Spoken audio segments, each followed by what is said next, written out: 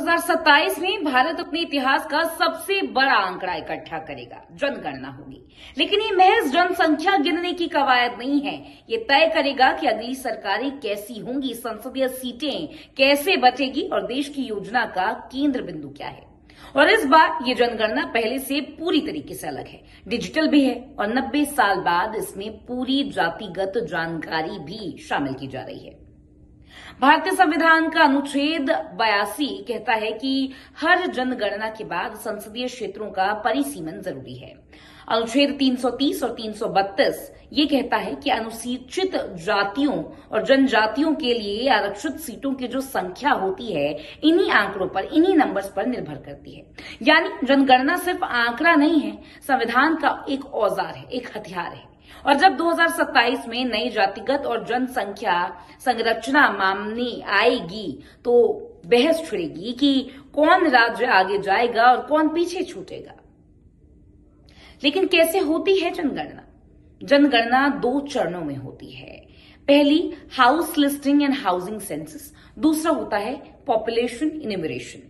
पहले चरण में हर भवन का सर्वे होता है, घर किस सामग्री से बना है, पानी कहां से आता है, शौचालय है या नहीं है, टीवी है या नहीं है, वाहन, मोबाइल, इंटरनेट, ये सब देखा जाता है। ये चरण 2026 में चलेगा। फिर 2027 की शुरुआत में शुरू होगी जनसंख्या गणना। हर व्यक्ति का विवरण, नाम, उम्र, लिंग, शिक्षा, धर्म, जाति, रोजगार, प्रवास और विकलांगता तक देखा जाएगा। हर व्यक्ति, हर घर, हर गली, देश के हर कोने को कवर करना ही इसका मकसद है, इसका लक्ष्य है। डेटा का महत्व क्या है? योजना से लेकर न्याय तक डेटा किस तरीके से अपना इंपॉर्टेंट रोल निभाती है, ये समझना जरूरी है। जनगणना डेटा कहां कहां इस्तेमाल होता है, ये आपका जानना जरूरी है। संसद की सीटें तय करने में, SC ST आरक्षण निर्धारण में, स्कूल कहां बने इसका फैसला होता है, प्राथमिक स्वास्थ्य केंद्रों की जरूरत है या नहीं, मनरेगा और PM आवास जैसी योजनाओं का लक्ष्य, प्रवासन, शहरीकरण, बेरोजगारी जैसे ट्रेंड्स समझने में भी इन डेटा का इस्तेमाल होता है। न्यायपालिका में नीतिगत विमर्श के लिए भी ये आंकड़े जरूरी होते हैं। यानी सरकार की हर योजना, हर स्कीम का खाका जनगणना से ही खींचा जाता है। पहली बार पूरी तरीके से डिजिटल होगी जनगणना। 2027 की जनगणना भारत की पहली पूर्ण रूप से डिजिटल जनगणना होगी। न्यूमरेटर्स अब मोबाइल ऐप के जरिए ही डेटा इकट्ठा करेंगे।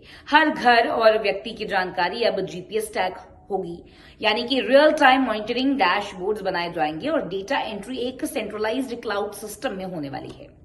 सेल्फ इन्यूमरेशन भी होगी, यानी कि लोग खुद ही सरकार की ऐप या पोर्टल पर अपना डेटा भर सकेंगे। एक यूनिक कोड मिलेगा जिसे इन्यूमरेटर बस वेरीफाई करेगा। कोड डायरेक्टरीज होंगी, यानी कि जाति, भाषा, व्यवसाय जैसी सूचनाओं के लिए ड्रॉप डाउन मेन्यूज होंगी ताकि गलतियां ना हो, स्पेलिंग एरर्स ना हो। 1931 के बाद पहली बार जातिगत आंकड़े सामने आएंगे। कास्ट सेंसस पहली बार हो रहा है। 1931 के बाद पहली बार जनगणना में संपूर्ण जातिगत जानकारी ली जाएगी। न सिर्फ SC ST बल्कि हर जाति से जुड़ा डेटा यहां पर लिया जाएगा। इसका असर व्यापक होगा। सामाजिक न्याय की नीतियां, आरक्षण व्यवस्था, बजट वितरण, सब इस आंकड़े पर टिके रहेंगे। ये फैसला नीतिगत भी है और राजनीतिक भी है। और यही कारण है कि 2027 की जनगणना सबसे अधिक बहस का विषय बनने वाला है। तकनीकी चुनौतियां क्या रहेंगी, ये भी जानना काफी जरूरी है। समाधान क्या है, ये भी जानना काफी जरूरी है। सवाल उठता है कि क्या इतने बड़े डिजिटल अभियान में सब कुछ सुचारू चल पाएगा? इन्यूमरेटर्स को रीजन स्पेसिफिक भाषा, ऑफलाइन सिंक और ट्रेनिंग मॉड्यूल्स दिए गए हैं। ऐप में बिल्ट इन वैलिडेशंस होंगे। गलत उम्र, डुप्लीकेट एंट्री जैसी जो गलतियां होती हैं उस पर तुरंत चेतावनी, यानी कि तुरंत नोटिफिकेशन वार्निंग की आ जाएगी। सुदूर क्षेत्रों में नेटवर्क न होने पर डेटा ऑफलाइन इकट्ठा होगा, बाद में अपलोड किया जाएगा। सुपरवाइजर्स को लाइव ट्रैकिंग मिलेगी ताकि हर गड़बड़ी तुरंत ही सुधारी जा सके। क्या क्या पूछा जाएगा, क्या कुछ नए सवाल होंगे, ये भी आप जान लीजिए। हाउस लिस्टिंग में घर में इंटरनेट है या नहीं, मोबाइल स्मार्टफोन किसके पास है, पीने का पानी का स्रोत क्या है, दुपहिया वाहन है या फिर चार पहिया वाहन है या व्यावसायिक वाहन है, गैस का प्रकार क्या है, पीएनजी है या एलपीजी है, अनाज का प्रकार क्या है, कौन सा सीरियल खाया जाता है, मोबाइल नंबर फॉलोअप के लिए भी लिया जाएगा।